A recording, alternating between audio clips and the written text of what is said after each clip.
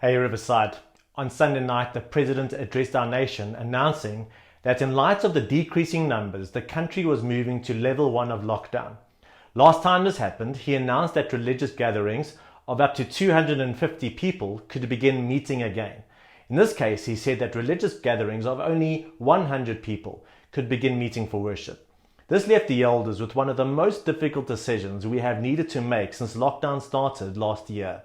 We know how frustrating it has been for all of us not to be able to gather and worship, and it has been a sacrifice we have all had to make. So coming out of the President's announcement, for the next while we want to encourage that you gather and meet together in homes for Sunday worship, as life groups, as families and friends, and that we begin worshiping God together and hearing the word together, much like the early church did, in homes. This is an opportunity to grow in fellowship and community, which is something we all need right now. But we will not be having larger services at the moment, and the main reason concerns our ability to best serve the whole congregation. Prior to lockdown, we were averaging 290 people at our morning service and over 50 people at RPM, and this doesn't include over 100 children involved in our kids ministry every week. Last year in October to December, when we could meet with up to 250 people, we were averaging around 175 adults a week, with around 60 kids at kids ministry, and over the course of that season, almost 400 adults joined Riverside for one of our services.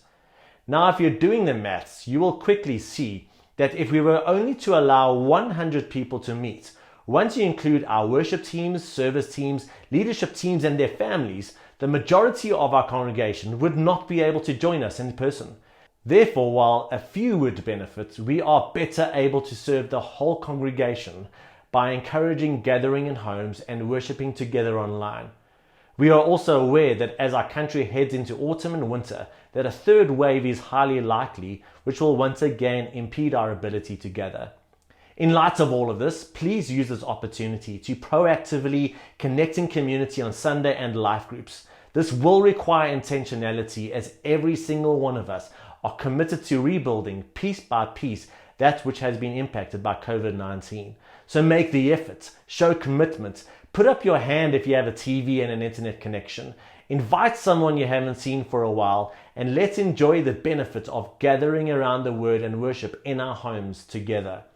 And finally, to reiterate what I said on Sunday, this will require our patience as we bear the season well. It will require our adaptability as we are all prepared to learn new ways of doing ministry and being community. And it will require our faith as we trust God's sovereign hand over His body and as we demonstrate our faith in impactful ways. Just to let you know that Velocity, our youth ministry, will begin meeting again, so watch out for those details. And we're also planning an outdoor large church in-person gathering for Easter Sunday, so that we can all be together as we celebrate the cornerstone of our faith. And so God bless you and God be with you as we strive to be faithful to God and others during this next season.